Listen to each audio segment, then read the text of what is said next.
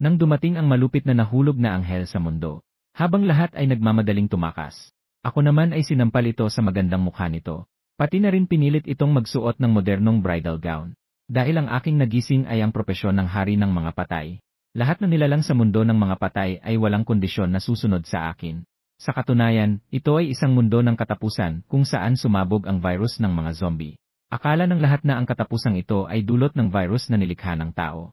Ngunit ako lamang ang nakakaalam na ang katapusang ito ay isang laro ng mga Diyos. Bawat zombie ay may kakayahan na higit pa sa tao. At maaari pa silang mag-evolve sa pamamagitan ng pagsipsip ng tao o kapwa nila.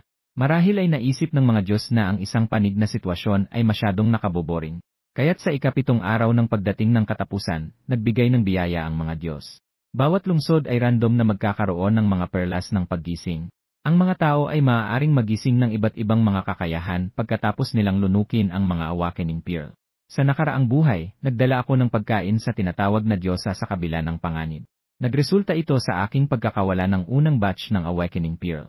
Sa huli, nakakuha lamang ako ng pangalawang batch ng Awakening Pearl. Dapat malaman na ang mga kakayahan mula sa dalawang batch ng Awakening Pearl ay napakalayo ang pagkakaiba.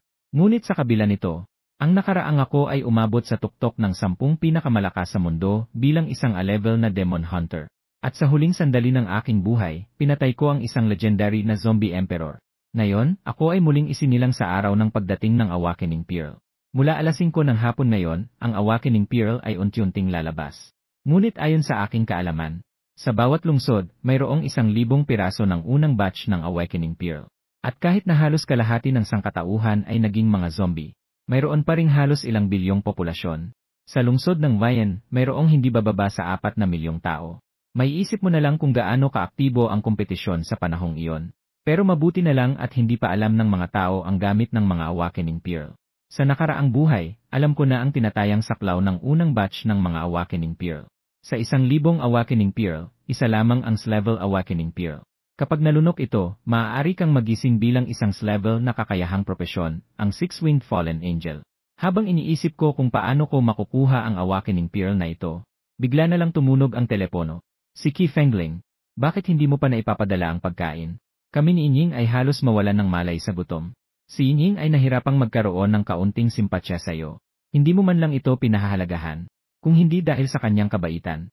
Ang mga tulad mo na mga lapdog ay hindi kailanman makikita siya sa isang buhay. Mula sa kabilang linya, narinig ang walang katapusang mga pagmumura. Ngunit nang marinig ko ang pangalan ni Zuying, bigla akong nanlalamig. Sobrang pamilyar ako kay Zuying. Sa nakaraang buhay, inilagay ko ang aking buhay sa panganib para ibigay sa kanya ang lahat ng pagkain. Pero hindi man lang ako nakapasok sa kanyang bahay. Sa halip, sinabi ko lang na wala na rin akong pagkain. Umaasa akong makapagiwan siya sa akin ng kaunti. Pero tinukoy ni Zuying at ng kanyang mabuting kaibigan na wala akong halaga. Kaya tinawag na lang ang mga zombie na nais akong ilagay sa panganib. Nang maisip ko ito, galit akong gustong i-disconnect ang tawag. Bigla kong naisip na nandun sila sa gusali kung saan lumitaw ang S-level Awakening Pearl. Talagang walang hirap na natagpuan. Nakuha ko ito ng walang kahirap-hirap. Hindi lamang ako makakakuha ng nag-iisang S-level Awakening Pearl sa lungsod na ito. At saka, maaari kong ayusin ang mga bagay kasama si Zuying. Sa puntong ito, muling narinig ang boses sa kabilang linya. Siksiksi, huwag mong sabihin ganyan si Fengling. Normal lang na matakot siya sa mga zombie. Hindi natin siya dapat ilagay sa panganib. Kung may mangyari sa kanya, hindi na ako mabubuhay. Sa kabilang linya, nagkunwari si Zuying na umiiyak. Pero ang kanyang mukha ay puno ng pang-uyam. Kung ako ang tatanungin, masyado kang mabait. Kitang-kita namang si Wang Xiao ay nagmamadaling habulin ka. Hindi mo tinanggap. Kailangan mo pang bigyan ng pagkakataon si Qi Fengling. Pero tingnan mo siya. Isang duwag na hindi man lang makapaghatid ng pagkain sa'yo. Ang dalawa ay nagtutulungan, ikaw ang nagsasalita, ako ang sumasagot. Ang pang-uyam sa kanilang mga mukha ay lalong tumitindi. Nakikinig ako at natatawa na lang. Pero nagkunwari pa rin akong sumangayon sa kanila. Mag-relax kayo. Bago mag-alas 5 ng hapon, tiyak na darating ako sa inyo. Matapos ibaba ang telepono, nagayos ako ng kaunti. Konti na lang ang pagkain sa bahay. Marahil sapat lang ito para sa 1 linggong pagkain. Kaya't sa paglabas na ito, kailangan kong mauna sa lahat para makuha ang S-level Awakening Pearl. Kasama na rin ang pagkuha ng ilang mga materyales pabalik. Pero nandito, may 2 kalye pa bago ang mataas na gusali. Siguradong marami ang mga zombie sa daan. Kaya't inalis ko ang mga board ng kama at itinali sa mga bahagi ng aking katawan upang hindi ako makagat. Para sa seguridad, nagdala ako ng isang baseball bat. May dala rin akong isang kutsilyo sa aking baywang. Nang ako'y handa na, 3:30 na ng hapon. May 1 oras at 50 minuto pa bago mag-5 ng hapon. Tumingin ako mula sa bintana pababa. Marahil dahil wala ng buhay na tao sa kalye. Ang mga zombie sa kalye ay tila nawala ng layunin at naglalakad-lakad. Kahit na ang grupong ito ng mga zombie ay hindi naman banta sa akin. Pero alam ko nang mabuti na ang grupong ito ng mga zombie na mukhang napakaway. Pagkatapos ng araw na ito, magsisimula na silang lamunin ang kanilang kapwa upang mag-evolve. Mula dito, ang grupo ng mga zombie ay makakaranas ng kolektibong pagbabago. Dahan-dahan kong itinulak ang pinto at lumabas ng silid. Dahan-dahan akong gumagalaw patungo sa dulo ng pasilyo. Sa proseso, hindi ako naglakas ng kahit anong tunog. Kung hindi, baka makahatak ako ng maraming zombie. 5 minuto ang lumipas, matagumpay akong nakabalik sa ikalawang palapag. Pero ang nagpapahirap sa akin ay ang mga naglalakad na zombie sa kalye. Halos imposibleng dumaan ng direkta sa pagitan nila. Kung pilit akong papasok, tiyak na magiging biktima ako. Bigla kong naisip na ang sulok na silid sa ikalawang palapag ay isang studio ng radyo. Ang studio ng radyo ay nakakonekta sa maraming speaker sa kaliwang bahagi ng kalye. Sa nakaraang buhay, ako ay nakakuha ng atensyon ng karamihan sa mga zombie sa pamamagitan ng studio ng radyo. Ginamit ko ang pagkakataon upang makatawid sa dalawang kalye. Pero bago pumasok sa studio ng radyo, umikot na ang baseball bat sa aking kamay. Dahil sa nakaraang buhay, nang binuksan ko ang pintuan ng studio ng radyo, biglang may lumabas na isang zombie at tinumba ako. Kung hindi dahil sa makapal na suot ko noon, baka nahawaan na ako ng sugat. Sa pagkakataong ito, hindi ko papayagang mangyari ang ganitong bagay. Sa sandaling binuksan ko ang pinto ng silid broadcast, isang malalim na tunog ng pagkakasalubong ang umabot. Ang lalaking zombie ay nahulog sa lupa at hindi na kumilos. Agad kong binuksan ang lahat ng mga speaker sa kalye. Ang mga zombie sa paligid ay sabay-sabay na tumakbo patungo sa pinakamalapit na speaker. Samantalang ako ay nagtagumpay na alisin ang mga nakakalat na zombie at pumasok sa matayog na gusali. Ang baseball bat sa aking kamay ay puno na ng dumi. Naklind ako sa pader ng hagdan at humihingal ng malalim. Ang katawan ko ngayon ay sobrang mahina. Wala pang karanasan ng pagbabagong buhay. Ang gin lock ay hindi pa nabuksan. Mabuti na lang at dahil sa adrenaline sa aking katawan. Pero ang resulta ay naubos ang lahat ng lakas. Kaya't kinuha ko ang nakahandang tsokolate upang magdagdag ng enerhiya. Hanggang sa mawala ang pagod, saka lang ako nagpatuloy. May 40 minuto pa bago mag-5. Pero ang gusali ay may kabuuang 37 palapag. Nasa unang palapag pa ako ngayon. At sira rin ang elevator papuntang tuktok. Ang tanging paraan ay umakyat sa hagdang bato. Sa oras na ito, gutom na sina Zuying at Sun Qian. Agad na kinuha ni Sun Qian ang kanyang telepono at patuloy na pinipilit ako. Sa loob ng ilang sandali, umabot na sa 79 na mensahe. Pero wala pa ring tugon. Si Qi Fengling ay talagang may labis na kapal ng mukha. Naglakas loob pa talagang hindi sumagot ng matagal. Kapag dumating siya mamayang hapon, huwag kang magpakita ng magandang mukha kay Yining. Tumawa ng malamig si Zuying sa narinig. Sa kanyang ganitong ugali, wala siyang mayaalok. Kung hindi dahil sa mga sumpang zombie sa labas. Ayaw ko nang tingnan siya kahit isang beses. Basta't maipadala niya ang pagkain. Wala na siyang halaga sa akin. Kaya't kinuha niya ang kanyang telepono at tumawag. Fengling, bakit hindi ka pa dumarating? Matagal na akong naghihintay. Pinipigilan ni Zuying ang kanyang pagkasuka at sinadyang pinapababa ang kanyang boses.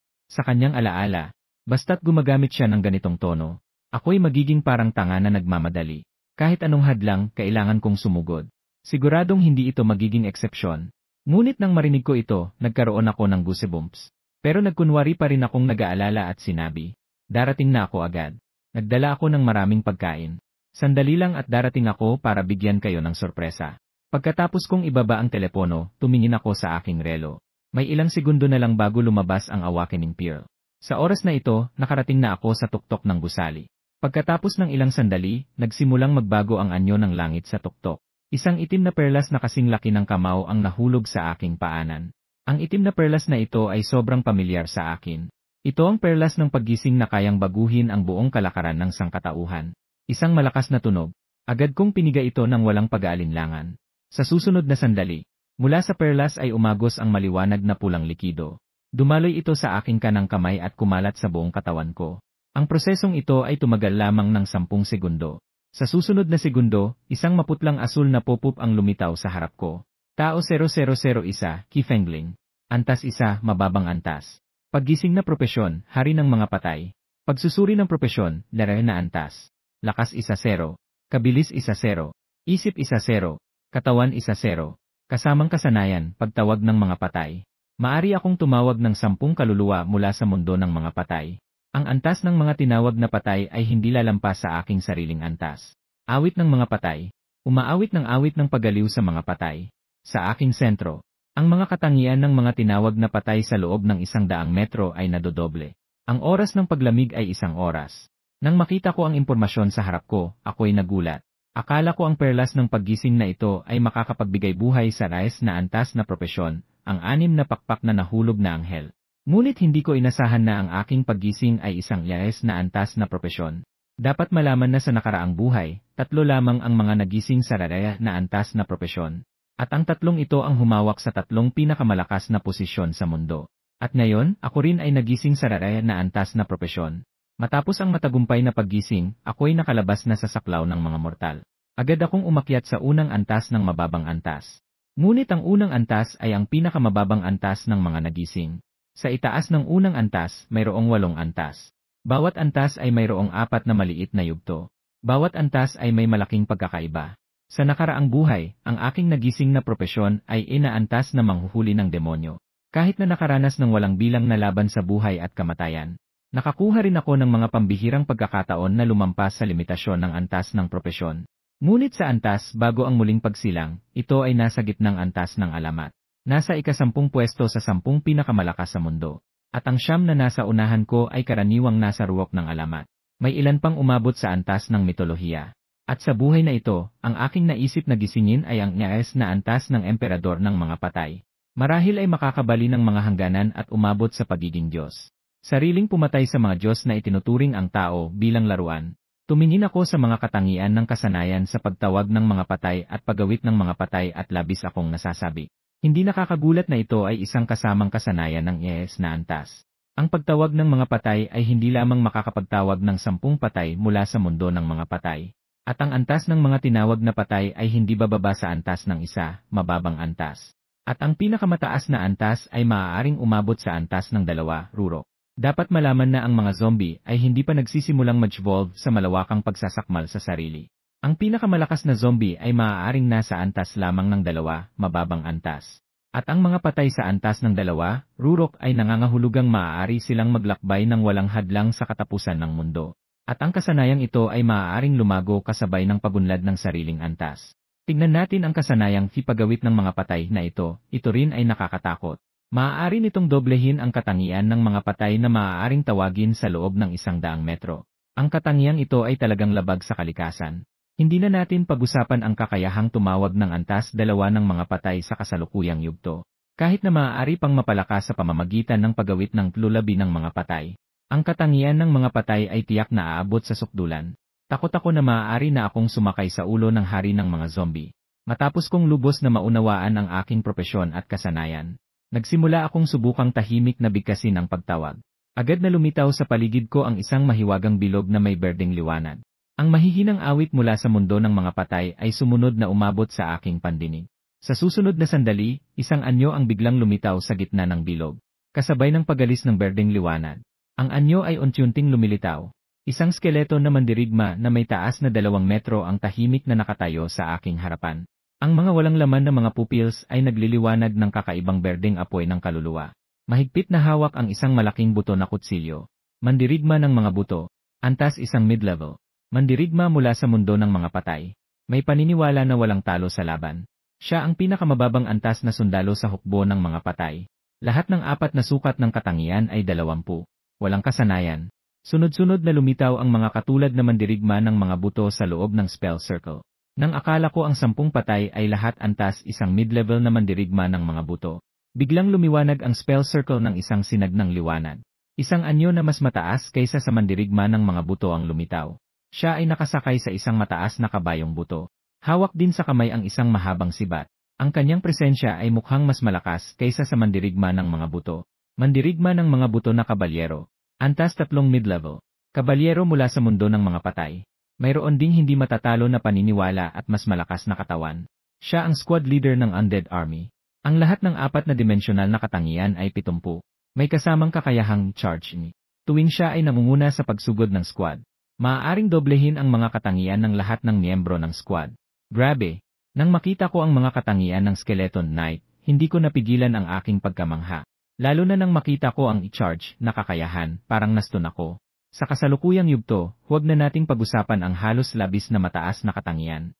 Ang kakayahang charge na ito ay kasing lakas ng aking Undead Chant T. Kaya nga, naisip ko na, kung gagamitin muna ang Undead Chant na kakayahan upang doblehin ang mga katangian ng lahat ng Undead. At pagkatapos ay ang Skeleton Knight ay magsasagawa ng ki-charge. Sa ganitong paraan, ang mga katangian ng lahat ng miyembro ay magiging 4 na beses. At ayon sa aking kaalaman, ang mga katangian ng level 2 na zombie ay hindi higit sa 100 o 200 lamang. Bagamat ang pinuno ng mga buto ay nasa pangalawang antas din. Ngunit kung ito ay pinagsama sa paggawit ng mga patay at pagsugod, sa loob ng ilang minuto, maaari itong patayin ang antas 3 zombie. Sa pag-iisip dito, hindi ko maiwasang huminga ng malamig. Ngunit sa mga sandaling iyon, muling narinig ang panginginig ng telepono. Hindi ko na hinintay na magtanong si Zhou-Ying sa kabilang linya. Sabi ko ng malamig, huwag magmadali. Agad kayong makakaranas ng isang hindi malilimutang sorpresa sa buhay na ito. Pagkatapos sabihin ito, agad kong pinutol ang tawag. Tumingin ako sa 10 buto na naghihintay sa lugar. Pagkatapos, inutusan ko silang simulan ang paglilinis ng mga zombie mula sa itaas. Bagamat bago ako dumating sa rooftop, halos nalinis na ang mga zombie sa pasilyo. Ngunit marami pang mga zombie sa iba't ibang silid ng matataas na gusali. Bago ang paggising ng propesyon, ang pagpatay sa mga zombie ay hindi nagbubunga ng anumang kita. Ngunit pagkatapos ng paggising ng propesyon, ang mga zombie ay parang mga wild niay sa laro. Basta't mapatay mo sila, magdadala ito ng karanasan. At pagkatapos ng ilang araw, nagsimula ang mga zombie na magpalitan ng pagkain upang umangat. Sa pagpatay sa mga zombie, may pagkakataon pang mahulog ang Awakening Pearl.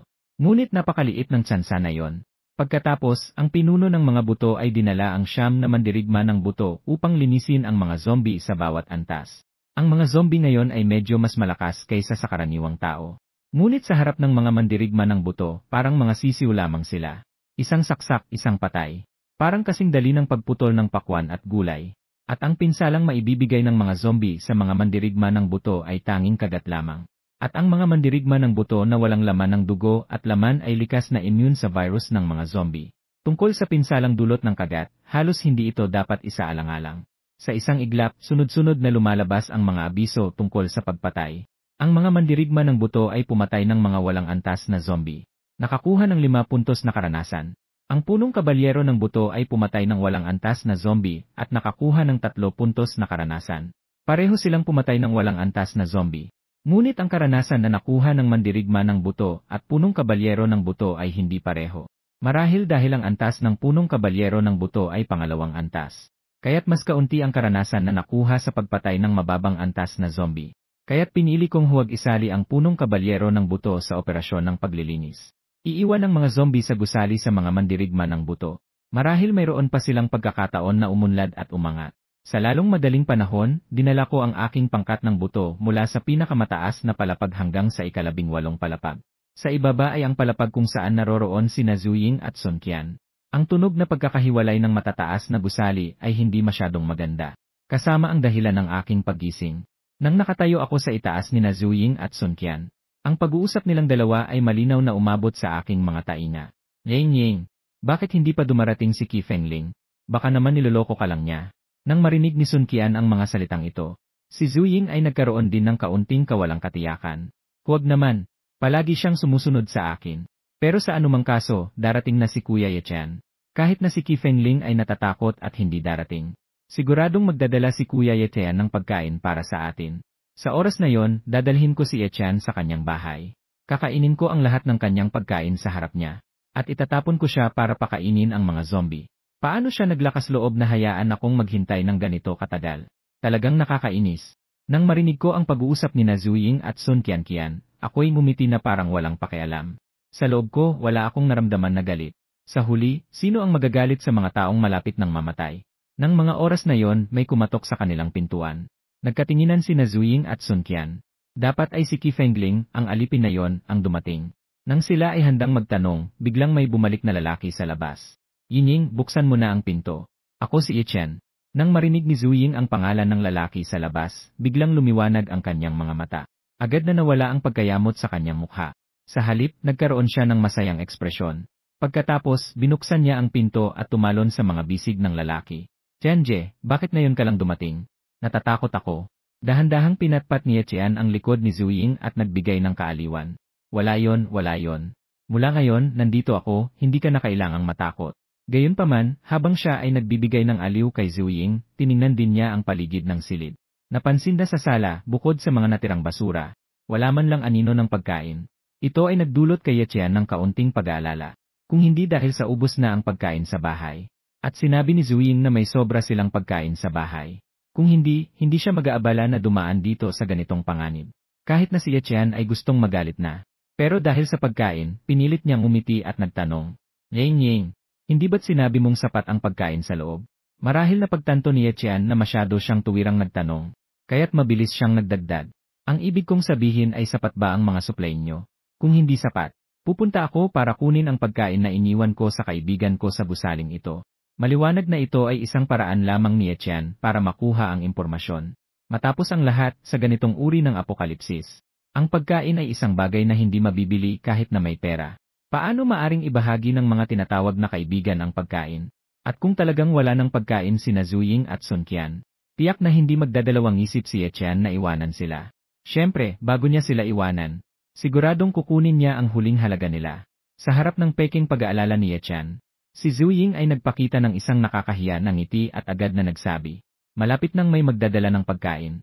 Kuya Tian, umupo ka lang at maghintay. Pagkatapos sabihin yon, tahimik na kinuha ni Zuying ang kanyang telepono at nagsimulang makipag-ugnayan sa akin. Tumingin ako sa aking telepono at nakita ang tawag. Hindi ko maiwasang magpakita ng malamig na ngiti sa aking labi. Talagang isang pambihirang peres sila. Panahon na para bumaba at bigyan sila ng leksyon. Agad akong dumating sa 17 palapag kasama ang aking skeleton squad. Dahil sa pagpasok ni Etienne, ang mga zombie dito ay naging labis na abala. Kakababa ko lang mula sa itaas kasama ang skeleton squad. Agad akong sinalubong ng atake ng mga zombie. Sa pasilyo, biglang umabot ang mga nakakabinging sigaw. Ang tatlong tao ni Zuying sa parehong palapag ay malinaw na narinig ito. Ngunit lahat sila ay nagkakaintindihan na nagkunwaring hindi narinig. Si Zuying at Sun Qian ay nagpalitan ng tingin mula sa malayo. Medyo nag-aalala sila. Nag-aalala kung ang mga sigaw na naririnig sa hagdang bahay ay ako ang nagdulot. Pero hindi sila nag-aalala sa aking kaligtasan. Sa halip, nag-aalala sila sa pagkain na dala ko. Wala silang pakialam kung ako ay nasa panganib. Pero huwag na huwag nilang mawala ang pagkain. Sa oras na ito, mas marami ang mga zombie sa hagdang bahay kaysa sa lahat ng nasa itaas. Dapat ay halos pareho ang bilang ng mga zombie sa bawat palapag. Pero dahil kay Etienne na nagmamadali, nakarating siya sa 17 palapag sa swerte lamang. Bagaman siya ay ligtas na, nakahatak siya ng maraming zombie mula sa ibaba. Sa oras na ito, may hindi bababa sa 45 hanggang 50 zombie sa palapag na ito. Pero sa harap ng mga nag-aalab na zombie, hindi ako umatras kahit kaunti. Sa halip ako ay labis na nasasabik. Dahil ang mga ito ay mga karanasang puntos na naglalakad. Ang 45 zombie ay tiyak na may 200 puntos ng karanasan. Ito ay higit pa kaysa sa paglilinis ng higit sa 10 palapag sa itaas. Sa harap ng sama-samang atake ng mga zombie, walang katapusang mga kamay na tila tuyot ay humihila sa ilang mga mandirigma ng bungo. Kasabay nito, ang matutulis na ngipin ay buong lakas na kumakagat. Ngunit ang pinsalang maibibigay nito sa mga mandirigma ng bungo ay napakaliit. Ngunit sa ngayon, talagang marami ang bilang ng mga zombie. Dagdag pa rito, nasa ganitong makitid na pasilyo.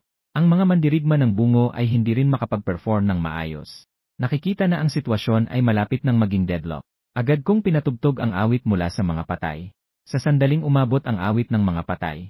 Ang kolektibong katangian ng mga mandirigma ng bungo ay lahat nagdoble. Bawat saksak ay madaling nakakakuha ng isang zombie. Sa loob ng hindi higit sa 3 minuto, ang mga dose-dose ng zombie sa pasilyo ay lahat nalutas. Pagkatapos, ako ay lumabas sa pasilyo sa gitna ng mga mandirigma ng bungo. At narinig ang boses sa pasilyo na unti-unting humihina. Hanggang sa ito ay naging tahimik. Si Zuying at Sun Qian ay nagtipon ng lakas ng loob upang buksan ang pinto ng kaunti. Maingat nilang sinuri ang ingay sa pasilyo. Sakto nilang nakita ako at isang grupo ng nakakatakot na mga bungo na lumalabas mula sa pasilyo. Narinig lang ang isang malakas na tunog. Ang pinto ay mariing isinara ni Zuying. Siya ay natakot at umupo sa sahig. Qian, nakita mo ba? Ang mga bungo sa tabi ni Qi Fengling ay napaka-nakakatakot. At mukhang nakita ko sa kanyang mga mata ang walang katapusang pagnanais na pumatay. Sa puntong ito, ako sa labas ng pinto ay ngumiti. Hindi ko akalain na ganun kalaki ang magiging reaksyon ni Zuying. Pero isipin mo, talagang ganun. Sino ang makakapag-isip na may mga bungo sa mundo? Lalo na't sila ay mga mahihinang babae. Pero ako ay hindi natatakot na mahuli. Hindi siya talaga nandito para mapasaya sila. Tungkol sa bakal na pintuan na tila napakatibay. Para sa makapangyarihang pinuno ng mga kalansay, ito ay parang walang silbi. At sa oras na ito, si Etienne ay naguguluhan sa sinabi ng dalawa. Anong kalansay? Ano ba ang nakita ninyo sa labas? Kuya Ye, may kalansay sa labas ng pinto. Yung klase na nakita natin sa pelikula. Talagang nakakatakot. Habang sinasabi ito ni Sun Qian, handa na siyang tumalon sa mga bisig ni Etienne. Ngunit agad na nahulaan ni Zhu Ying kung ano ang balak ni Sun Qian. Talagang isang malanding babae. Kaya mo pang agawin ang aking lalaki. Matapos magmura sa isip, si Zhu Ying ang unang tumalon sa mga bisig ni Etienne. Kuya Etienne, talagang natatakot ako. Sabi mo, poprotektahan mo ako. Dahan-dahan siyang lumingon kay Sun Qian na nakatigil at hindi nakapagpigil ng ngumiti ng may pagmamalaki. Mukhang masanay siya sa ganitong laro. Ngunit sa oras na ito, wala na sa isip ni Etienne ang lugar na ito. Kung hindi dahil sa pagkain nila. Matagal na niyang itinaboy ang dalawang mapanlinlang na babae na ito. Yinying, huwag kang matakot. Sinabi ko na sa'yo na poprotektahan kita. Ngunit nasaan ba talaga ang sinasabi mong pagkain? Dahan-dahang hinawakan ni Etienne ang balikat ni Zhu Ying. Pinilit niyang ipakita ang isang nagmamalasakit na ekspresyon. Ngunit nang naisa nang sabihin ni Zhu Ying na ang pagkain ay nasa labas ng pinto. Ngunit nang maisip ang buto-buto sa aking tabi. Ang mga salitang nasa dila ay biglang naipit. Nang makita ang hitsura ni Zhu Ying na parang gustong magsalita, ngunit nagatubili. Ang mga labi ni Sun Qian ay bahagyang umangat. Akala ko sino na. Kanina sa may pintuan, parang nakita ko ang nobyo mo na nagdala sa iyo ng pagkain, ano yon? Tama ang hinala ni Sun Qian. Nang marinig ni Etienne ang mga salitang ito, puno ng galit ang kanyang mga mata. Ang mga kamay na yumakap kay Zhu Ying ay hindi na mamalayan na nagiging mas mahigpit. Kahit na hindi gusto ni Etienne si Zhu Ying. Pero ayaw niyang gawing pangalawang opsyon ng iba. Sa kabila ng lahat, siya ay isa ring gwapong estudyante ng Yuncheng University. Kung hindi dahil sa pagkain na ito, hindi niya talaga titingnan si Zhu Ying kahit isang beses. Hindi, Yichen Jej. Huwag kang makinig sa mga kalokohan ni Sun Qian. Wala talagang ganitong bagay. Si Qi Fengling ay isa lamang sa mga tagahanga ko. Hindi ko siya kailanman nagustuhan. Nakikipag-usap lang ako sa kanya para sa kanyang pagkain. Si Zhu Ying ay nagsalita upang tuluyang putulin ang aming relasyon. Sinabi ang mga dapat at hindi dapat sabihin. Gayunpaman, hindi niya alam na. Matapos lunukin ang awakening pearl, ang aking pandinig ay lubos na bumuti. Ang mga salitang sinabi niya sa loob ng silid ay pumasok sa aking tainga ng buo. Kung dati ay may kaunting awa ako kay Zhu Ying. Pero ngayon, ang mga damdaming iyon ay tuluyan nang nawala. Sa oras na ito, ang aking mga mata ay puno ng walang katapusang lamig. Pati ang mga mandirigma ng buto sa tabi ay nakaramdam ng puot ng kanilang Panginoon. Ang kanilang mga buto ay nagingay. Ang apoy ng kaluluwa sa kanilang mga mata ay naglalabas ng nakakatakot na liwanag. Yeng, yung sinasabi mong si Qi Fengling ay nasa pintuan na, di ba? Bakit hindi mo pa siya papasukin para dalhin ang pagkain? Si Etienne sa loob ng silid ay hindi na nagpatuloy sa pagtatanong. Ngayon, gusto lang niyang angkinin ang lahat ng pagkain sa akin. At hayaan tayong tatlo na magtagumpay o mabigo dito. Ngunit pagkatapos marinig iyon, inisip ni Zhu Ying na hindi na balak ni Etienne na usisain pa ang bagay na ito. Kaya't agad siyang pumunta sa pintuan at sumigaw. Ikaw ba si Qi Fengling? Dahil kay Etienne na nasa tabi.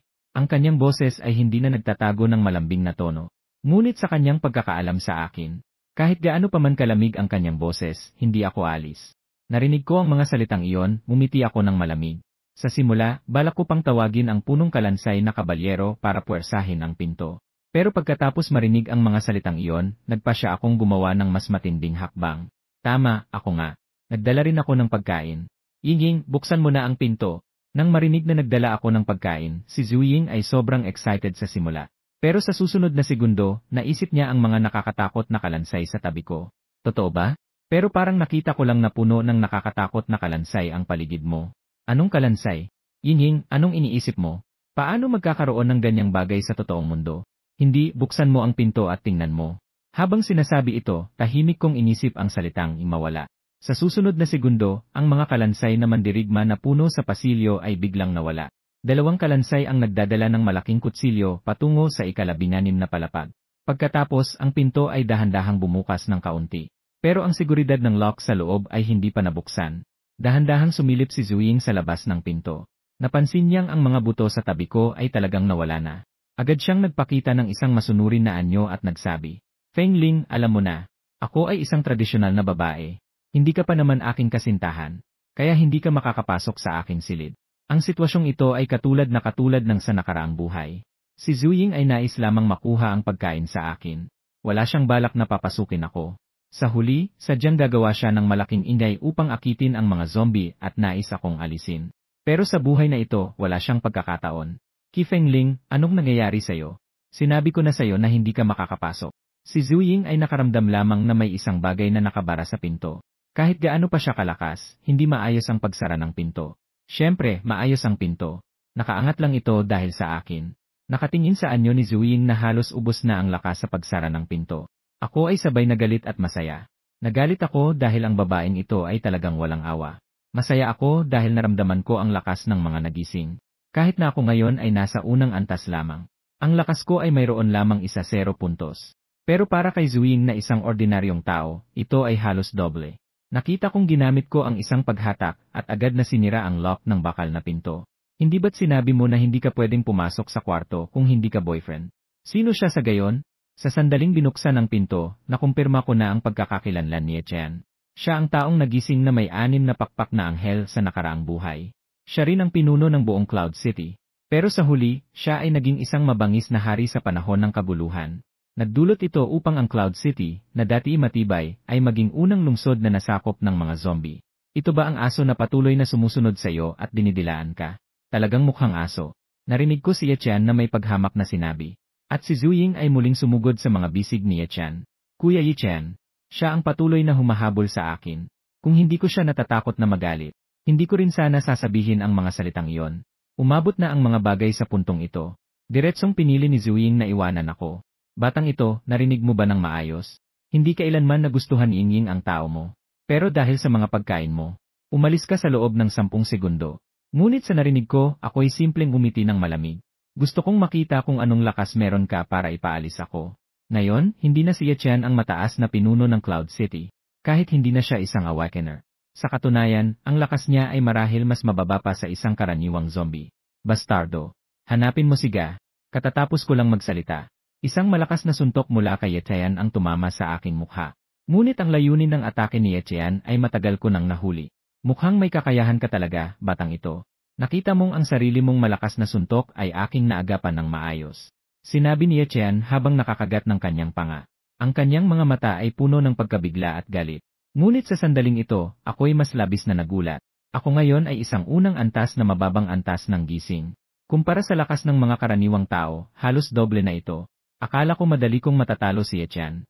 Ngunit hindi ko inasahan na ang lakas ni Etienne ay halos kapareho ng sa akin. Ngunit mabilis kong naintindihan kung ano ang nangyayari. Dahil may pagkakaiba-iba rin sa pagitan ng mga karaniwang tao. Parang isang sanggol at isang boksingero. Sila ay dating mga ordinaryong tao. Ngunit ang lakas ng isang sanggol ay maaaring isa lamang.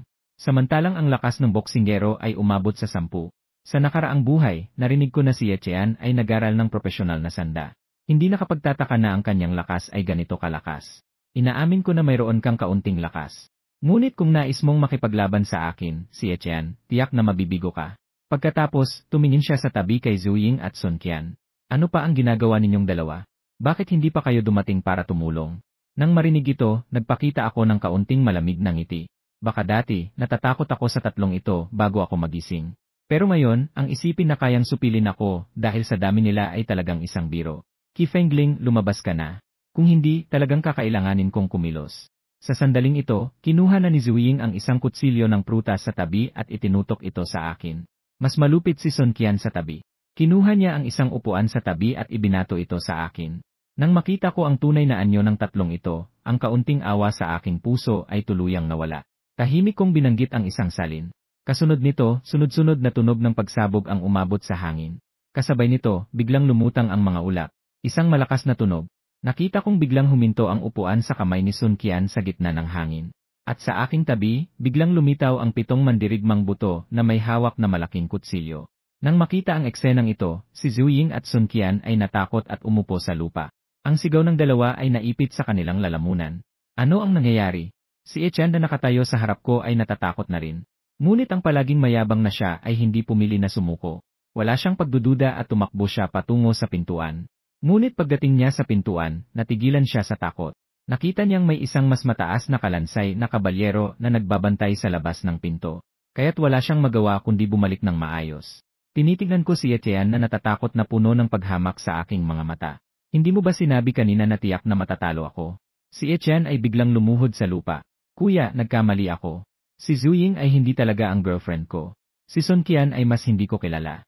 Tiyak na mayroong hindi pagkakaintindihan sa pagitan natin. Hindi bobo si Etienne. Kahit na hindi niya alam kung bakit biglang lumitaw ang mga kalansay na ito. Pero makakatiyak siya na ang mga buto ay sumusunod lamang sa aking utos. Sa kasalukuyang sitwasyon, hindi siya maaaring maging kalaban ko. Sa kanyang pananaw, wala silang koneksyon sa akin. Kung agad niyang iwasan ang dalawang babaeng ito, baka sakaling mapatawad ko pa siya. At nang makita ang kahihiyan ni Etienne, natatawa lang ako. Ang dating makapangyarihang punong lungsod ng Yoncheng, ngayon ay parang aso na nagmamakaawa para sa kanyang sarili. Nang sandaling iyon, si Zuying, na nagising sa katotohanan, ay tumingin kay Etienne na may luha sa mata. Etienne, kuya, hindi ba't sinabi mong poprotektahan mo ako sa natitirang mga araw? Zuying, huwag kang magbula. Kailan ko sinabi ang ganong bagay? Si Qi ay napakabait na lalaki. Ginagawa mo siyang alipin ng pag-ibig. Dapat ka talagang mag-isip. Upang tuluyang maalis ang koneksyon ng dalawa. Diretsong ibinato ni Etienne ang sisi kay Zuying. At matapos marinig ang mga salitang ito ni Etienne, si Sun Qian sa tabi ay sa wakas ay nakapagpaliwanag na. Zuying, hindi mo ba nakikita ito? Yung tinatawag mong Kuya Etienne, hindi kanya pinapansin. Pero ang mga bagay niyong dalawa ay wala akong kinalaman. Kayo rin ang nagplano na ipahamak si Qi Fengling. Para sa kanyang buhay, si Sun Qian ay agad na ibinenta sina Zuying at Etienne. Nang sabihin ito, agad na nagalit sina Zuying at Etienne. Agad na nagsimula ang tatlo na magaway. Pero ayaw ko nang marinig ang mga salitang ito. Dahil sa mas marami akong naririnig, mas nalalaman ko kung gaano ka hindi kaaya-aya ang dating diyosa sa aking mga mata. Kaya't tiningnan ko ang tatlo at malamig na sinabi, sige, itigil na. Isa lamang sa inyo ang aking pagpapalain. Magdesisyon kayo sa loob ng 5 minuto. Tapos na. Huwag kayong magdulot ng kamatayan, ha? Nang matapos kong magsalita, isang matinding galit ang lumitaw sa mga mata ni Etienne. Sa susunod na segundo, tumakbo siya diretsyo sa harap ni Zuying. Si Zuying na nasa sahig ay hindi pa nakakareact. Si Etienne ay biglang sumipa ng malakas sa kanyang tiyan. Sa karaniwang panahon, hindi makatiis si Zuying na pinalad at pinapangalagaan. Sa isang sipa, siya ay nagsimula ng mag-cramp sa lupa. Kuya Etienne, pakiusap, pakawalan mo na ako. Si Zuying ay patuloy na nananalangin habang hinahawakan ang kanyang tiyan. Ngunit si Etienne ay walang kahit kaunting awa. Narinig lamang ang dalawang tunog na crack. Si Etienne ay talagang binali ang mga binti ni Zuying. Si Sun Qian sa tabi ay hindi rin nakaranas ng parehong sakit. Matapos gawin ang lahat ng ito, si Etienne ay huminga ng malalim. Para bang siya ay nakatanggap ng kaligtasan. Kije, makakaalis na ba ako? Inilabas ko ang aking kamay upang ipakita sa mga skeleton warrior sa silid na magbigay daan. Ngunit nang si Etienne ay masiglang lumakad patungo sa pintuan. Ang skeleton knight na nagbabantay sa labas ay humarang sa kanyang daraanan. Qi Fengling, ano ang ibig mong sabihin? Si Etienne, na parang niloko, ay labis na nagalit. At nang makita ni Zuying ang eksenang ito, siya ay umuubo habang malakas na tumatawa. Etienne, karapat-dapat ka dyan. Zuying, ikaw ay isang mabangis na babae. Maniwala ka man o hindi, ngayon ay kaya kitang gawing gaga. Etienne, kahit na hindi mo ako mapapahamak. Pero ang pag-atake kay Zuying ay madali pa rin. Bukod dito, siya ngayon ay halos hindi na makatiis. Halika na. Ganito na ako. Ano ang pagkakaiba kung gagawin ko o hindi? Basta't kaya mong gawin ito, Etienne, sulit na ako. Hahaha. Si Zuying na may mga naputol na binti ay tuluyan ng nababaliw. Hanapin mo ang gaga. Dahan-dahang humarap si Etienne. 3 salita ang dahan-dahang lumabas mula sa kanyang mga ngipin. Ngunit sa sandaling siya ay handang umatake kay Zuying. Ang mandirigmang buto ay naunang tumama sa kanya at itinaboy siya. Hanggang sa siya ay tumama sa pader at huminto. Ang suntok na ito ay halos nagwasak ng kalahati ng kanyang mga buto. Qi Fengling, ikaw ay isang sinungaling na sinaktan mo ako. Hindi ka magkakaroon ng mabuting kapalaran. Nahihirapang bumangon si Etienne at matinding nakatitig sa akin na nagsabi. Marahil alam niya na hindi ko siya palalampasin. Wala nang anumang hiling si Etienne. Puno siya ng mga sumpa laban sa akin. Hindi ko siya pinansin. Sa halip, lumapit ako kay Zuying at malamig na nagsabi. Ganito ba kadali ang lokohin ang damdamin ko, si Qi Fengling? Hindi ba't sinabi mong ang iyong kuya Etienne ay poprotekta sa'yo? Pero sa huli, siya ang nakasakit sa'yo. Pagkatapos kong sabihin yon, pumalakpak ako. Sa susunod na segundo, isang mandirigma ng buto ang pumasok na may dalang isang zombie. Ang mga binti ng zombie na ito ay naputol na. Ngunit ang buhay nito ay hindi pa natatapos. Sapat na ang laban sa 3 taong may kapansanan. Inutusan ko ang mandirigma ng buto na ibaba ang zombie at umalis sa silid. At pinahinto ko ang isang mandirigma ng buto sa pintuan. At ang 3 tao sa loob ay nais na mabuhay. Sila ay patuloy na gumagapang sa makitid na silid. Hanggang sa sila ay mapagod at mapatay ng mga zombie. Ngunit kumpara sa pagtingin sa kanilang wakas dito, mayroon pa akong mas mahalagang bagay na dapat gawin. Tiningnan ko ang oras sa aking telepono. Una, tinanggihan ko ang balak na bumaba at mag-explore. Dahil madilim na ang labas. Mas nagiging aktibo ang mga zombie kapag madilim na. At ang ilan sa mga zombie ay nagiging mas malakas pa sa gabi. Kahit na mayroon na akong halos walang talo na pangkat ng mga buto. Ngunit ito ay isang pangkat lamang. Kung makatagpo ng daan-daang o libu-libong zombie, ang tanging makakaligtas ay marahil ang pinuno ng mga buto. At mayroon pang isang mahalagang bagay. Iyon ay sa unang buwan pagkatapos ng pagdating ng katapusan ng mundo. Ang sistema ng kuryente at teknolohiya ay hindi pa ganap na bumagsak. Mayroon pang pinakamalakas na baraha ang sangkatauhan, ang mga makabagong armas. Kahit na sa simula ay may mga zombie na biglaang lumitaw sa hukbo. Ngunit mabilis na naayos ng militar ang sitwasyon. Hanggang isang buwan pagkatapos, hindi nakahanap ang militar ng sapat na mga teknikal na tao upang gumamit ng malalaking armas. Kaya't hindi na magagamit ang lahat ng malalaking armas. Mula sa sandaling iyon, unti-unting lumitaw ang katayuan ng mga nagising. Kaya't sa ngayon, ang pinakamahalaga para sa akin ay ang maging malakas. At huwag magpakuha ng atensyon ng militar. Mas mabuti na magtatag ng sariling kapangyarihan sa ilang mga lugar. Sa ganitong paraan, hindi lamang ako makakaligtas sa malalaki at maliliit na alon ng mga zombie. Pati na rin makakakuha ng bentahe sa hinaharap na labanan ng mga pinuno ng lungsod. Ngayon, ang gusali kung saan ako naroroon ay nasa gitna ng Cloud City. Dito, ang bilang at posibilidad ng mataas na kalidad ng mga awakening pearl ay pinakamalaki. Ito rin ang lugar na may pinakamaraming pagkakataon. Naniniwala ako na pagkatapos ng gabing ito, magkakaroon pa ng mas maraming awakening pearl sa bubong. Matapos matukoy ang layunin, sinimulan kong umakyat sa bubong kasama ang aking skeleton squad. 5 minuto ang nakalipas, nakabalik na ako sa tuktok ng matayog na gusali. Pero pagdating ko sa pinto, parang lumamig ang puso ko. Dahil sa puntong ito, may 7 o 8 FK na nakahiga sa pintuan ng tuktok. Kabilang dito ang ilan na mga zombie. At mayroon ding ilang tao na pinatay. Maliwanag na may napakalakas na nilalang sa tuktok ng matayog na gusali. Kaya niyang patayin ang mga nilalang na ito ng madali. Pero ang kinakatakutan ko ay hindi ito. Ang kinakatakutan ko ay kung alam ng malakas na nilalang na iyon ang gamit ng awakening pearl. Baka ngayon ay ginagamit na niya ito. Nang maisip ko ito, paano pa ako magkakaroon ng pag-aalinlangan? Isang mabilis na hakbang ang ginawa ko patungo sa tuktok ng matayog na gusali. At talagang nakita ko ang isang zombie na may sirasirang damit at maputlang balat. Siya ay abala sa pagsipsip ng awakening pearl sa lupa. Sa kanyang tabi ay may 5 o 6 na katawan ng mga zombie. Maliwanag na natatakot siya na agawin ng kanyang mga kapwa ang mga awakening pearl. Talaga akong nagulat dito. Hindi ko akalain na may ganitong katalinuhan na zombie na lalabas ngayon. Nang mga oras na yon, napansin ng zombie ang aking presensya. Tao. Ang dalawang salitang iyon ay lumabas mula sa kanyang bibig. Ang eksenang ito ay talagang nagpatakbo sa akin ng takot. Ang zombie sa aking harapan ay nakakabigla na kayang magsalita ng wika ng tao. Ipinapakita nito na umabot na ito sa antas ng pangalawang antas na zombie. Ngunit hindi ito ang pinaka-nakakagulat na bagay para sa akin. Ang pinaka-nakakagulat sa akin ay ang zombie na ito ay isang E-Corpse Owl. Ang E-Corpse Owl ay ang pinuno sa mga zombie. Ito rin ang tawag ng mga tao sa Yon City sa mga zombie emperors. Sa sandaling ito, naramdaman kong sobrang malasko. Dapat malaman na ang paggising na ito ay nagsisimula pa lamang. Ako ay nakatagpo ng isang zombie emperor. At ito ay nasa antas ng pangalawang antas. Bigla akong tila may naisip.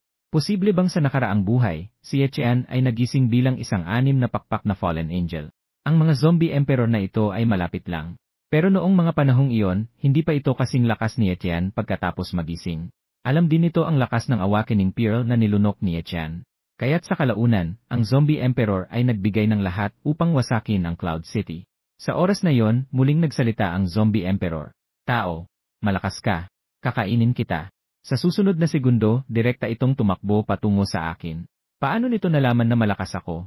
Kung ang sarili ko ngayon ay umaasa lamang sa sariling lakas. Kahit si Etienne na hindi pa nagising ay hindi ko kayang talunin. Paano pa ako magiging malakas? Hindi ba't kaya nitong maramdaman ang kalidad ng awakening pearl sa loob nito? Ang sinabi ng zombie owl ay nagulat ako. Pero mabilis akong naging excited. Kahit na ang zombie emperor na ito ay talagang umabot sa ikalawang antas. Pero hindi lamang ako may hawak na undead squad. At saka, ang lakas ng bungo na kabalyero ay antas 2 rin. Maaari kong gamitin ang bentahe ng bilang. Bago pa man umusbong ang bungo na ito, dapat ko na itong alisin. Sa oras na ito, ang bungo na emperador ay sabik din. Sa aking katawan ay may kapangyarihang labis niyang ninanais. Basta't makakain niya ako, tiyak na ang kanyang lakas ay makakakuha ng malaking pagtaas. Nakatingin sa bungo na mabilis na tumatakbo na parang 100 metro. Agad akong nagisip. 3 bungo na mandirigma ang biglang lumitaw sa aking harapan. Hawak nila ang mga malaking espada na walang takot. Ang biglang paglitaw ng mga bungo na mandirigma ay nagulat sa bungo. Ngunit ang kanyang bilis ng reaksyon ay hindi nagbago. Nang ang malaking espada ng bungo na mandirigma ay papunta na sa kanya, bigla siyang nagtaas ng kanyang mga braso. Narinig lamang ang tunog na parang nagbanggaan ang mga sandata.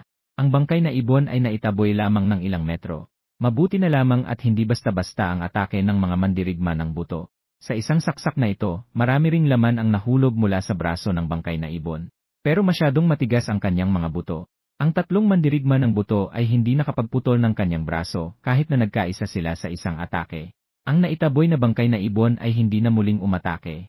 Sa halip, maingat niyang tiningnan ang mandirigma ng buto sa aking harapan. Hindi niya nauunawaan kung paano lumitaw ang mga nilalang na ito, at bakit pinili nilang protektahan ang isang tao.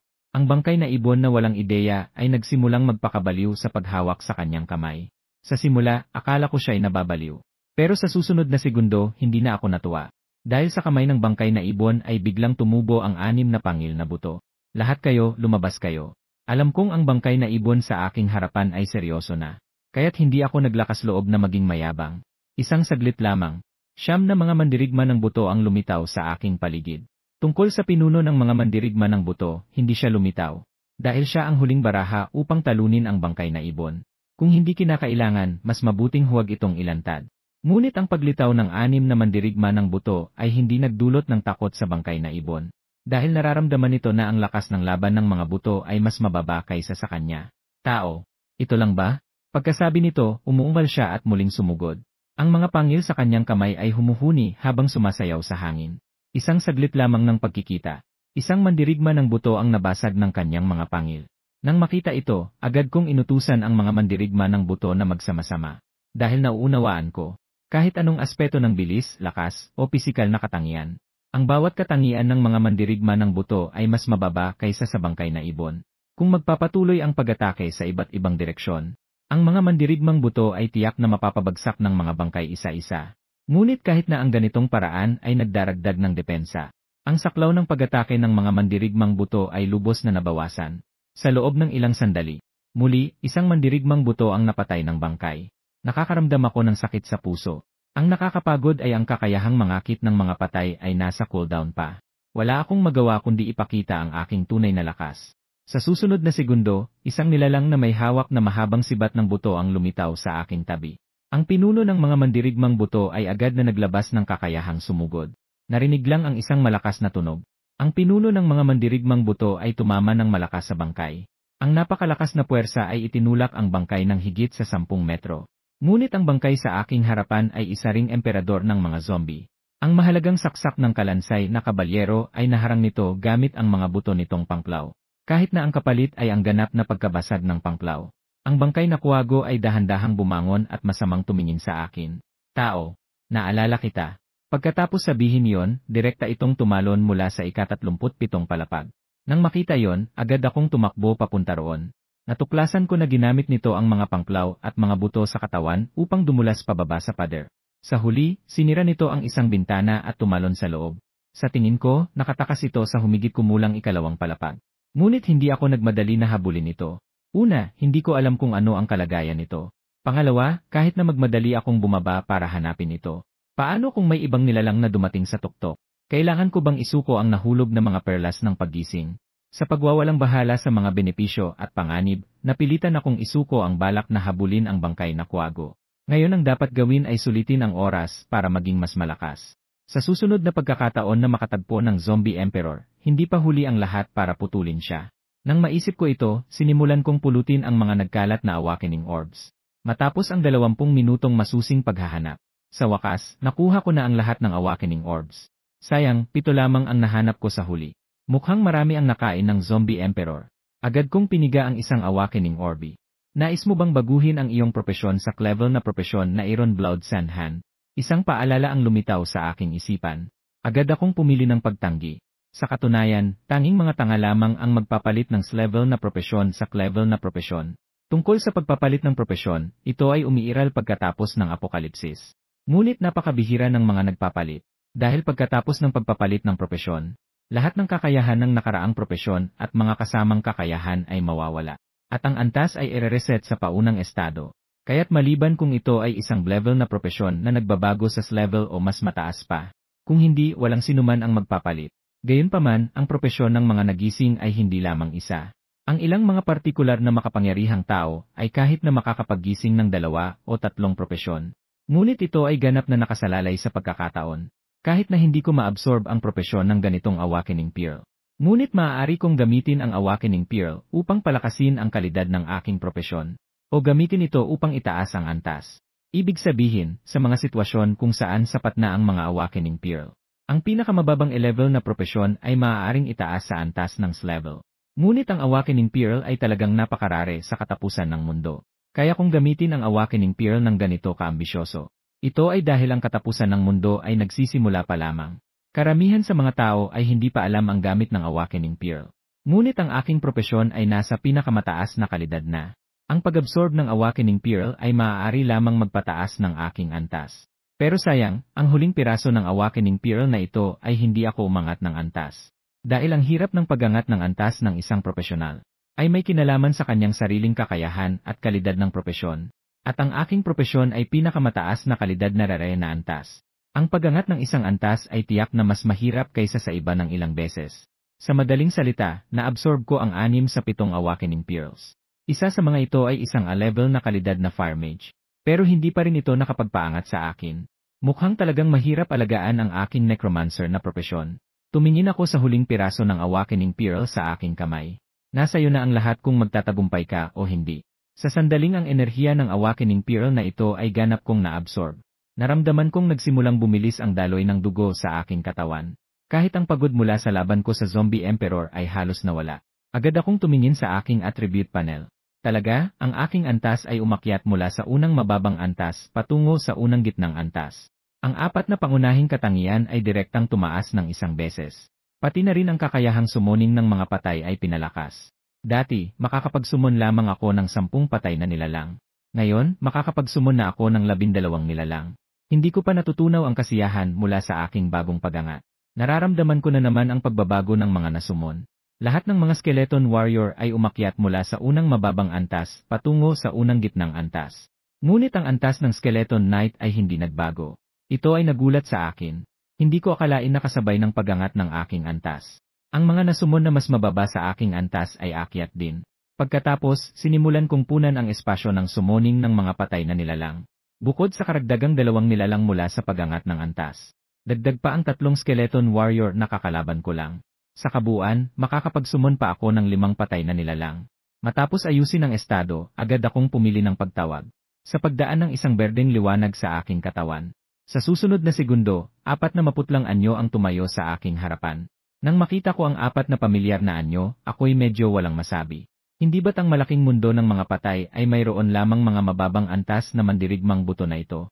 O baka naman masyado akong mababa ang antas? Sa ngayon, maaari lamang akong tumawag ng mga mababang antas na patay.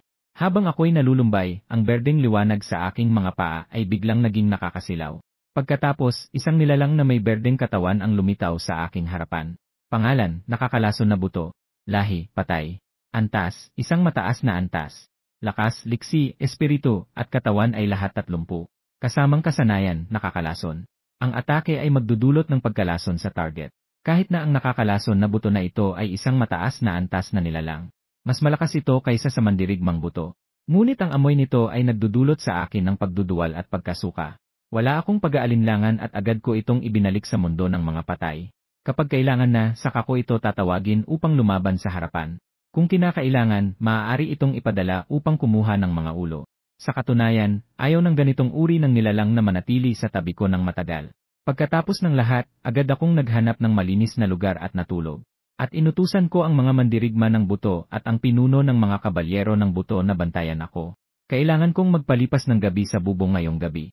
Dahil naniniwala akong pagkatapos ng gabing ito, tiyak na magkakaroon pa ng mga perlas ng paggising. Matapos ayusin ang lahat, dahan-dahan akong nakatulog. Kinabukasan, naghintay ako ng kalahating araw. Sa wakas, nakuha ko ang 3 perlas ng paggising. Mukhang tapos na ang direktang pagpapala ng mga Diyos sa sangkatauhan. Para sa mga tao na gustong maging malakas, tanging pagsisikap at pagkakataon na lamang ang natitira. Wala akong pag-aalinlangan at agad kong sinipsip ang lahat ng enerhiya ng 3 perlas ng paggising. Ang pinakamagandang kalidad sa mga ito ay isang na propesyon. At isang grupo na naisip ko, wala ni katiting na pagbabago sa aking antas. Nang ako'y handang umalis sa bubong, bigla akong nakaramdam ng labis na sakit sa aking mga mata. Parang mayroong bagay na gustong lumabas mula sa aking mga mata. Nakatukod ako sa lupa habang nakaluhod. Isang patak-patak na pulang likido ang dumadaloy mula sa sulok ng aking mata. Ang matinding sakit ay halos hindi ako makapagbukas ng mga mata. Nakikita ko lamang ng malabo na ang mundo sa aking harapan ay naging pula. Baka naman ito ay dahil sa sobrang pag-absorb ko ng mga awakening pearl. Pero ang zombie emperor ay kumain ng napakaraming awakening pearl at wala namang nangyari. Nakakainis, pinapahid ko ang aking mga mata at sumigaw ng may pagka-bitter. Pero bigla akong nakaramdam na may mali. Kaya't hindi ko na inisip ang sakit sa aking mga mata at binuksan ang attribute panel. At sa wakas, natuklasan kong mayroon akong 2 bagong kakayahan. Mata ng emperor ng mga patay. Ang mayari ay makakakita ng mga pangunahing katangian ng anumang nilalang na hindi hihigit sa kanyang antas. Kasama ang mga natatanging kasanayang ginamit na. Hindi ito epektibo laban sa mga makapangyarihang nilalang na higit sa antas ng mitolohiya. Dugo ng mga patay na sakripisyo. Dugo at laman ng mga nilalang na isinasakripisyo. Maari itong magsagawa ng isang makapangyarihang pagtawag. Ang halaga ng tinawag na nilalang ay nag-iba-iba depende sa halaga ng alay. Nang makita ko ang aking mga katangian, nakahinga ako ng maluwag. Akala ko ay magiging bulag na ako. Pero hindi ko inasahan na makakakuha ako ng bagong kasanayan dahil sa kapahamakan. Bagaman ang imata ng emperador ng mga patay ay hindi isang kasanayang panglaban. Hindi rin ito isang kasanayang pampatulong. Ngunit ang gamit nito ay talagang kapakipakinabang. Maaari akong makakuha ng impormasyon tungkol sa kaaway bago ang laban. Samantalang ang isa pang kasanayan ay nagdulot sa akin ng pag-aalala. Sa katunayan, ang pangalang dugo ng mga patay na sakripisyo ay tila. Pero hindi ko alam kung gaano ito kalakas. Sa oras na ito, unti-unting humihina ang sakit sa aking mga mata. Pagkalipas ng 10 minuto, ang aking mga mata ay sa wakas ay bumalik sa dati.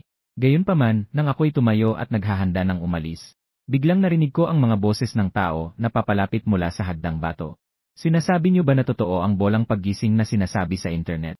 Kung totoo, hindi ba't makakapadyan sa'yo tayo ng mga Diyos? Ang saya-saya. Bawasan mo ang boses mo. Paano kung may mga emperador zombie pa sa itaas? Maniwala ka sa akin.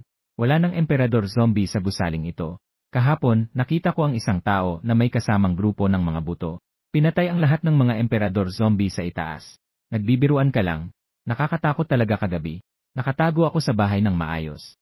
Bigla, isang emperador zombie na puno ng dugo ang sumira sa bintana at pumasok. Akala ko'y patay na ako. Mabuti na lang at hindi ako pinansin ng emperador zombie at tumakbo na lang. Narinig ko ang lahat ng kanilang pag-uusap. Bukod pa rito, hindi ko ikinagulat ang kanilang pagdating.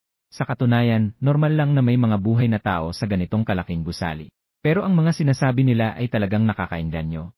Ibig sabihin, isa sa kanila ang nakakita sa emperador zombie kagabi. At saka, ang emperador zombie ay hindi pinili na lunukin siya upang makaiwas sa aking paghabol.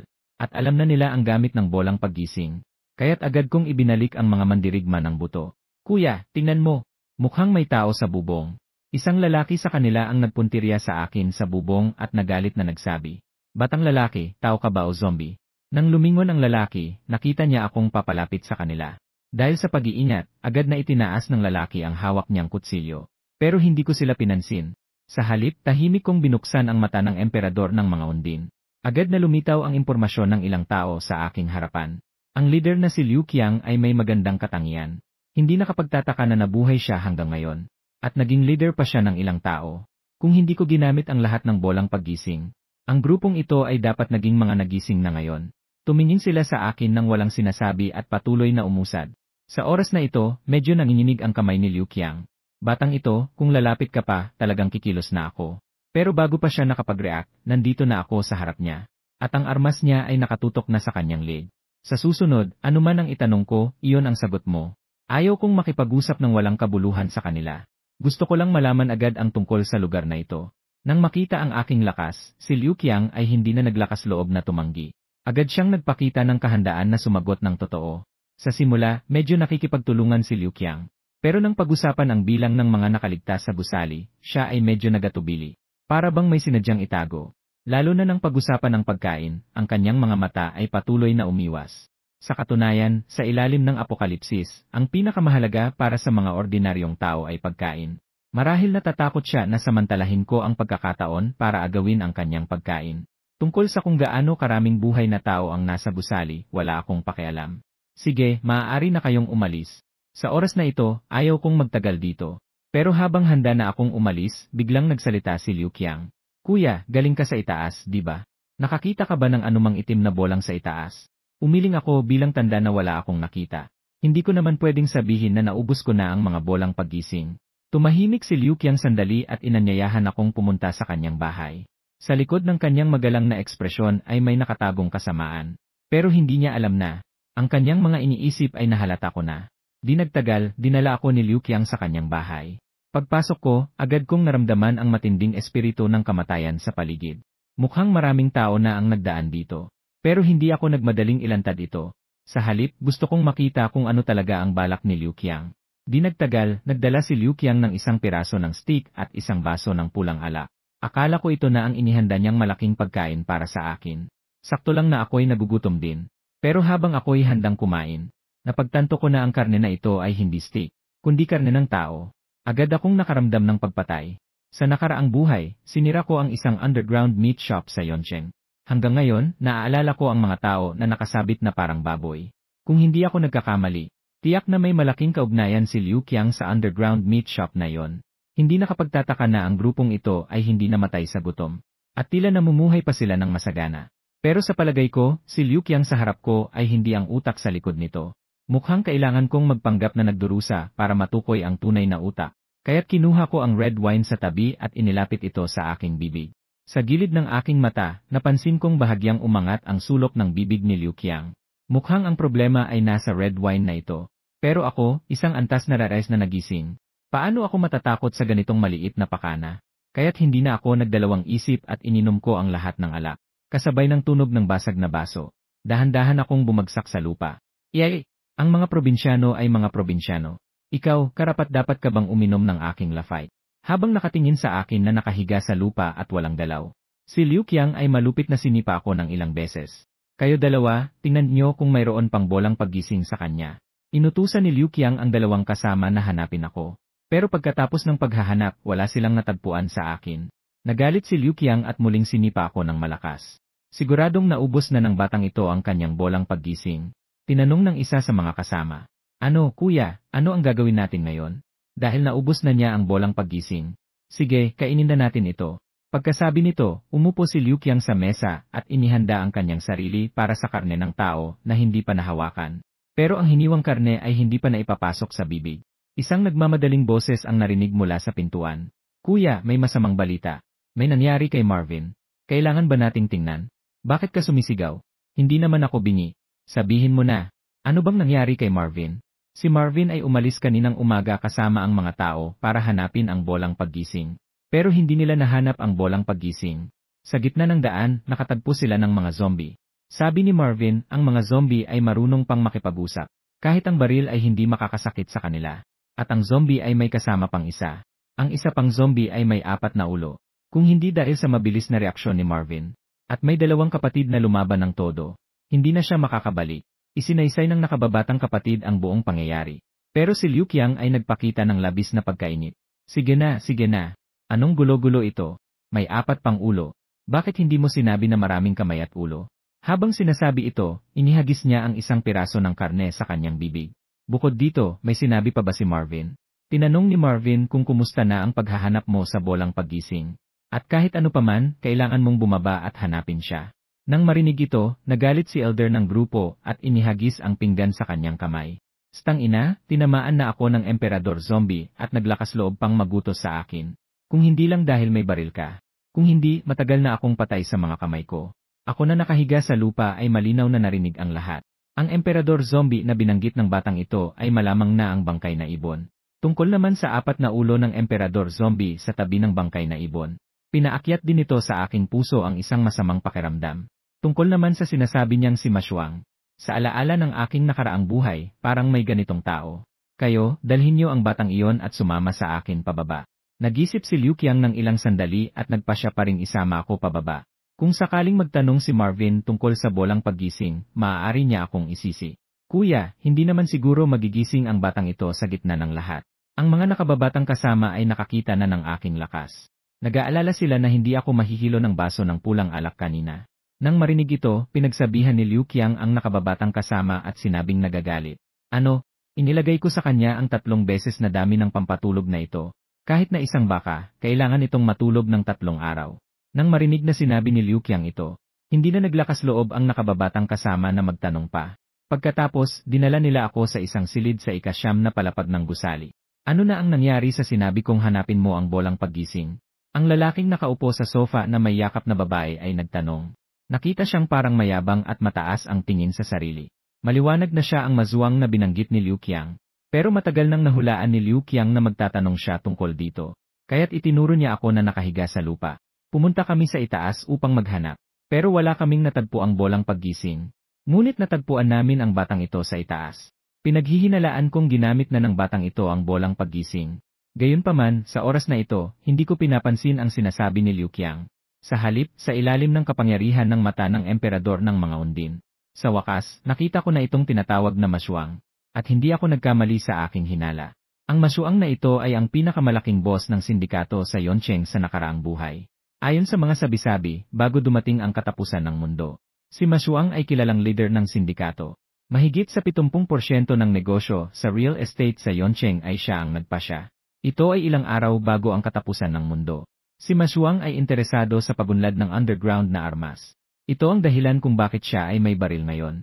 Agad akong nagpasya na gamitin ang mata ng emperador ng mga undin laban kay Masyuang.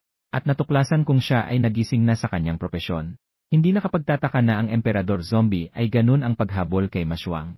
Pero naaalala ko na sa nakaraang buhay, ang kanyang paggising ay dapat na level na malamig na dugong tirano. At ang nagising na si Li Qing ay isa pa ring pangatlong kamay niya na may A-level na propesyon.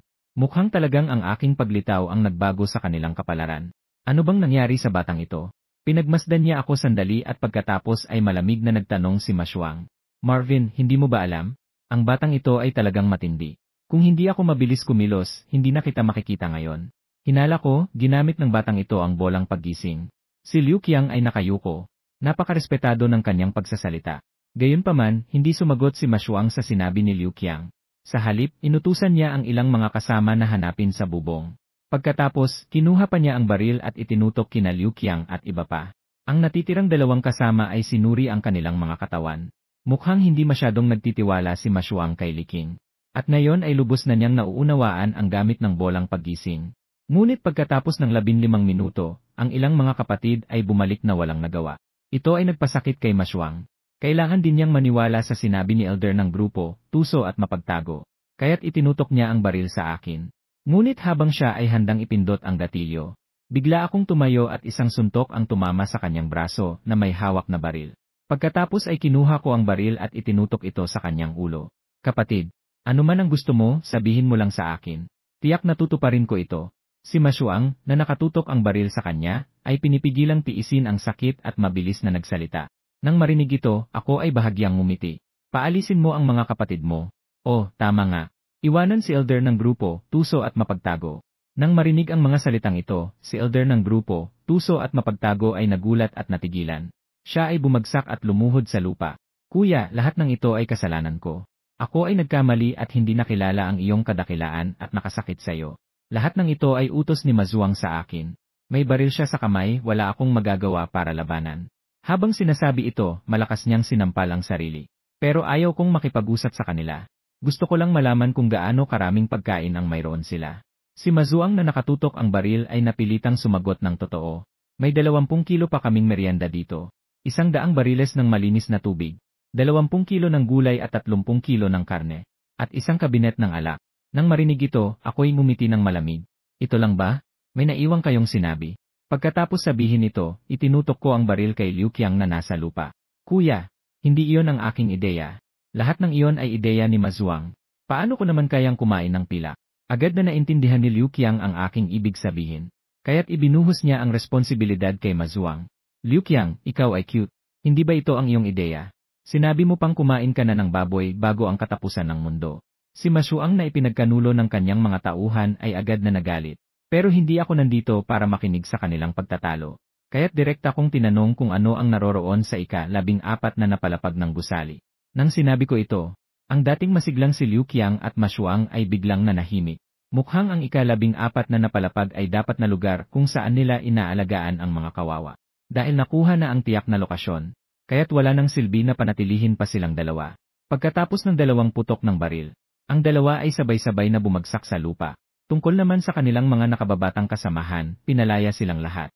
Matapos ang lahat, sumakay ako sa elevator patungo sa ika-14 na napalapag. Sa sandaling bumukas ang elevator sa ika-14 na napalapag, narinig ko ang isang naunang naitala na tunog ng kampana.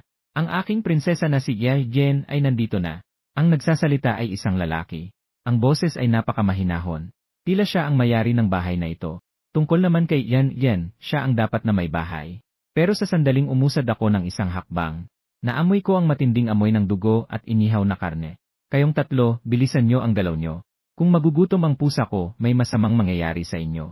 Pagkatapos, narinig ang boses ng isang babae. CJ, Hugh, pupunta na ako para kumuha ng magandang karne. Hindi nagtagal, narinig ang isang nakakapangilabot na sigaw mula sa loob ng bahay. Alam ko na kung ano ang nangyayari. Nang ako'y handa nang pumasok sa bahay na yon. Mula sa ibang silid, narinig ang napakahinang boses. Ian Lan, pasensya na. Hanghang, hindi ko na kayang tiisin ito. Agad na nakakuha ng aking atensyon ang pag-uusap ng 2 tao. Dahil ang hanhan na nabanggit kanina ng tunog ng kampana ay tila nasa loob. Nang ako'y nagiging mausisa at gustong pumasok sa bahay na yon. Bigla, ang boses ni Huna na nabanggit kanina ay narinig mula sa likuran ko. Sino ka? Si Ma ay nagpadala sa'yo dito. Nang marinig ito, agad akong lumingon. Nakita ko ang isang babaeng nakasuot ng balahibo ng mink at itim na seda na lumitaw sa harapan ko. Kahit na ang babaeng ito ay nakasuot ng napakaakit na damit. Ngunit sa ganitong kapaligiran, wala siyang kahit kaunting takot. At tila nakita ko sa kanyang mga mata ang kasiyahan at gutom. Oh, wow! Hindi ko akalain na siya ay isang medyo batang gwapong lalaki. Nang makita niya ang aking magandang anyo, agad na nahulog ang kanyang interes. Pagkatapos, agad siyang humawak sa akin. Ang kanyang mga kamay na hindi mapakali ay patuloy na humahaplos sa akin. Agad akong umatras ng ilang hakbang at sinabi, Ate Hui, huwag ganyan. Si Birdie ang nagutos sa akin na umakyat para makilala ang kapaligiran. Isa na namang matandang tao. Sa tingin ko, pinapunta kanya rito para bantayan ako. Nang banggitin ang pangalan ni Mazuang, halatang nawala ang kanyang interes. Hindi lang iyon, tila naramdaman ko rin ang kaunting puot. Dahil si Brother Ma ang nagutos sa'yo na dumating, huwag ka nang tumayo. Sumama ka sa akin at tingnan mo ito. Pero huwag kang umiyak sa takot mamaya. Pagkatapos, dinala ako ng babae sa silid na yon. Tingnan mo, ito ang mga kinakain namin. Pagpasok sa silid, malakas na humigop ng hangin ang babae. Para bang siya ay nahulog sa isang estado ng pagkasiyahan. Ang ginawa niya ay agad akong nagpaisip sa isang tao. Siya ang reyna ng ilalim ng lupa sa Yoncheng pagkatapos ng katapusan ng mundo, si Hua Qianhui. Siya ang namamahala sa iba't ibang kalakalan ng maliwanag at madilim na kulay. Maaaring sabihin na ang kanyang katayuan ay hindi mas mababa kay Mazuang. Hindi ko akalain na ang maliit na gusaling ito ay nagtatago ng napakaraming makapangyarihang tauhan. At lahat sila ay mga bagay na puno ng kasamaan. Sa puntong ito, ang tanawin sa loob ng silid ay hindi na maipapahayag ng mga salita. Dito, bukod kay Hua Qianhui, mayroong 5 mga kusinero na nakadamit bilang mga butcher. Ang natitirang bahagi ay puno ng mga tao. Ang ilan sa mga taong ito ay buhay pa. Ang iba ay patay na. Ngunit lahat sila ay may isang karaniwang katangian.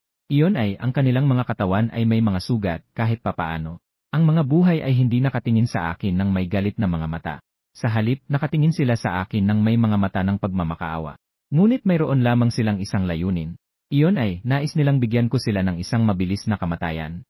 Nang makita ko ang tanawing ito, unti-unting umusbong ang aking galit. Sinabi ko, tiyak na matatakot ka. Ngunit huwag kang mag-alala. Dadalhin kita upang makita ang isang mas nakakatakot. Nang ako ay handa ng kumilos. Hinila ni Hu Qinhu ang aking kamay at dinala ako sa isa pang silid. Sa aking paningin, may isang lalaki at isang babae na nakatali sa sulok. Pakiusap, bigyan niyo kami ng isang mabilis na kamatayan. Ang lalaking nasa harapan ko ay nawala ng isang kamay at isang paa. Maaari lamang siyang makagawa ng mahina na tunog. Ang pagnanais na mamatay ay hindi ganoon kadali. Nagdala ako ng bagong tao upang alagaan ang iyong asawa. Sinabi ni Hu Qinhu nang may paghamak sa lalaki sa sahig. Nang makita ko ang eksenang ito, agad akong pumikit. Ang galit sa aking puso ay hindi na kayang pigilin. Dahil sa aking harapan ay may isang babaeng ganap na nakatali. Ang kanyang katawan ay nakaposisyon sa isang Sa kanyang katawan ay may mga natitirang hindi kilalang bagay. Alam ng sinuman kung ano ang nangyayari. Nakatingin sa akin na walang anumang galaw.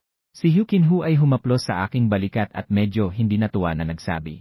Ano pang hinihintay mo? Tara na. Wala akong ginawa. Sa halip, lumingon ako at malamig na tumingin kay Hugh Kinhu. Hindi siya pwede. Kailangan kita. Hahaha. Batang-bata, tumangkad ka na ba? Naglakas loob kang manguyam sa iyong ate. Hindi ka ba natatakot na talagang kakainin kita? Nang marinig ang aking sinabi, si Hugh Kinhu ay hindi natakot. Sa halip, lalo pa siyang tumawa. Pero ako ay tahimik na nakatayo sa aking lugar, walang sinasabi. Ngunit ang aking mga mata ay hindi maitatago ang pagnanais na pumatay. Mukhang may kakayahan ka, bata. Sa tingin ko, kumain ka rin ng bolang paggising, di ba? Pero ngayon, kahit ikaw, hindi mo na ako kayang pigilin. Pati na si Mashuang, hindi na niya ako kayang dalawin. Agad na napansin ni Hugh Kinhu ang aking intensyon na pumatay. Ang sinabi niya ay agad na nagbigay sa akin ng reaksyon. Kaya't agad kong binuksan ang mata ng emperador ng mga undin. Pero hindi ko alam kung ano ang makikita ko. Nang tumingin ako, nagulat ako. Hindi ko akalain na si Hugh Kinhu ay nagising din sa kanyang propesyon. At ang kanyang nagising ay isang level na propesyon, ang reyna ng mga ahas. Pati ang kanyang antas ay umabot na sa level 1, ikalawang antas.